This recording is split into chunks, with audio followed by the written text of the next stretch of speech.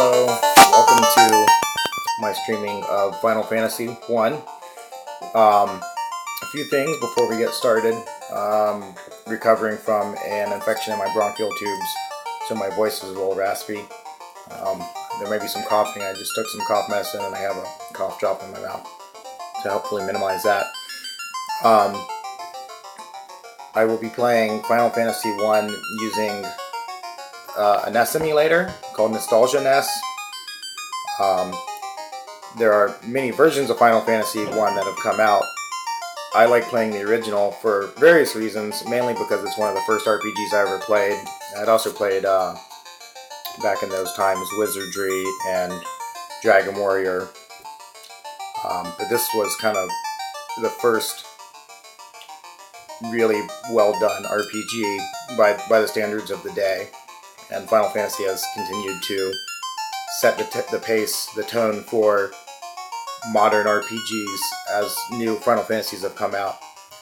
And this game is, first of all, it begs to be remade because there's all sorts of issues with the user interface that need correcting by even a year or two after this game came out. The interface felt pretty clunky. But at the time that it came out, it was kind of it was very cutting edge. But there's still some issues with the interface that a good remake would solve, and the remakes have solved those. But they've also dramatically changed the game, adding huge new pieces to the game, and dramatically changing the graphics, not just upgrading them, but changing them. And I'm not against remakes. I'm not against any of the Final Fantasy I remakes, but I feel like I'm not very happy with the way that the Final Fantasy I remakes have been done. And just for some nostalgic purposes, I like playing the original version that came out from the Nintendo Entertainment System. I do own a Nintendo. I own the Final Fantasy cartridge. I don't know if that necessarily makes downloading a ROM off the internet legal or whatever, but I don't feel bad about it because I own both the cartridge and I have purchased the remade version for Android. So I've definitely bought the game. I've given them my money.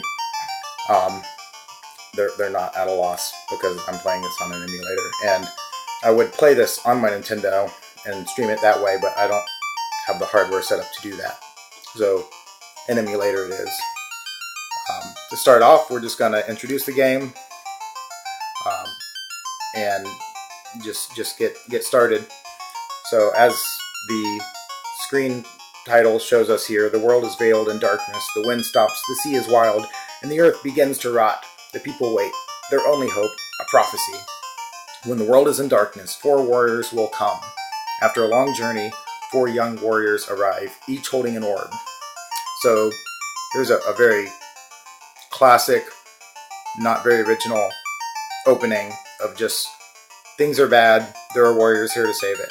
I very much like this opening. It's very much like the Final Fantasy VII opening, where the game just starts, you're the good guy, you're fighting bad guys, let's go.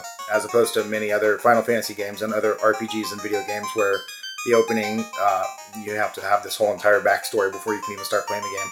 Let's just play the game. We'll learn the backstory later. In this game, there is no backstory to learn later. The plot is kind of canned, not all that original by modern standards, but the game overall is still a great game. And as I said, if you were 10 or over at the time that this game came out, it was very groundbreaking in many different ways. Even if by modern standards, it feels a little antiquated. So let's go ahead and get started. Okay, so the first thing that you absolutely want to do is change the respawn rate. Respawn rate of 1 is for people who have patience for no good reason. Just set it to 8. 7 is also reasonable, but at the end of the day, you're really going to want it to 8 unless you just want to sit there and read and read and read and watch text move very slowly across the screen. If you read slowly, the text can just appear and you can read it slowly. It doesn't need to type each letter out very slowly across the screen. There's no point for that. So we're going to go ahead and start a new game and choose our characters. Back in the early 90s, I actually played this once with all fighters. That is the best setup. If you play with all fighters, this game is so easy because your team is just so strong. The balance in this game just does not exist at all. Fighters are the best characters. You can just walk through this game just killing all the enemies very, very easily if you have a team of all fighters. You don't need a white mage because you have so many hit points and you're killing the enemies so fast they don't even have time to hurt you. That's also a rather boring way to play the game, so I'm not going to play the game that way. But just because it is kind of cheap to play it like that. So we're going to kind of mix it up.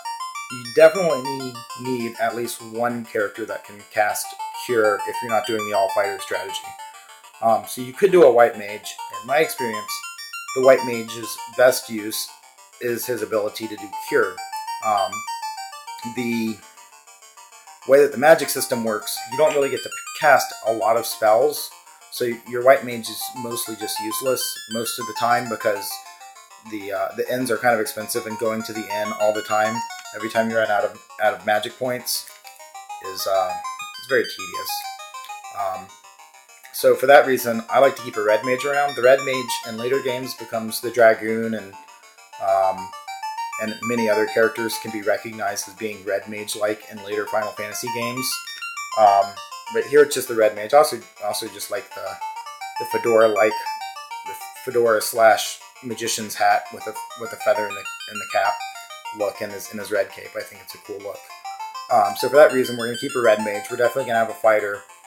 The thief is kind of useless. If you just want a not very strong fighter, then you use a thief. But other than that, the thief is kind of useless. The black mage is very cool. Again, he suffers from the fact that he doesn't really have a lot of magic points, but when you're fighting bosses and you can cast just a few spells and do the damage with your MP that you have, he becomes very powerful, especially when fighting bosses.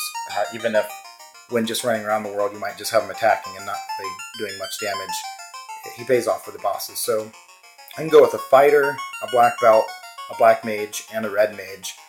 You want to order these characters from toughest to weakest because the tougher characters in front get hit more often and the weaker characters in the back get hit less often.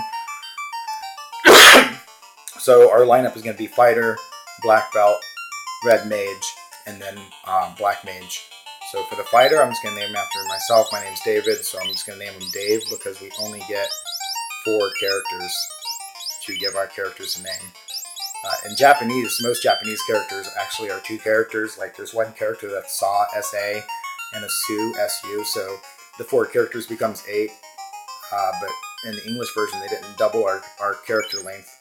So we kind of only have half the characters the Japanese do to name their characters. 4 characters in Japanese, you can actually name a lot of things. Much easier than you can in English.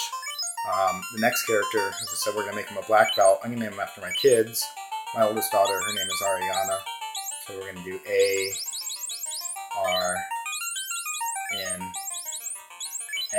I'm sorry, that is not my oldest daughter. My oldest daughter is Aurora.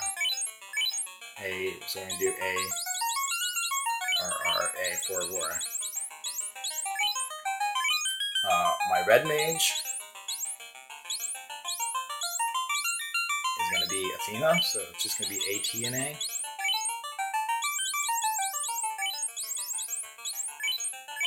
And my final character, the black mage, that is Ariana.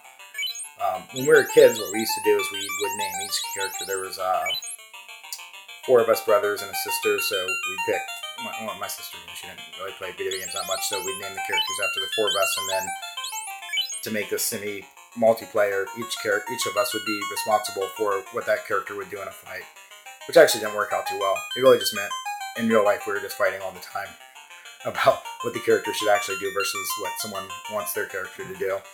So not a very good strategy when you're 10, 13, and you got brothers in that age group. But that's what we did to make it semi-multiplayer. So here's our character lineup, and here we are in the game, at the beginning of the game. So we're gonna stop here, and the next video will be starting from here.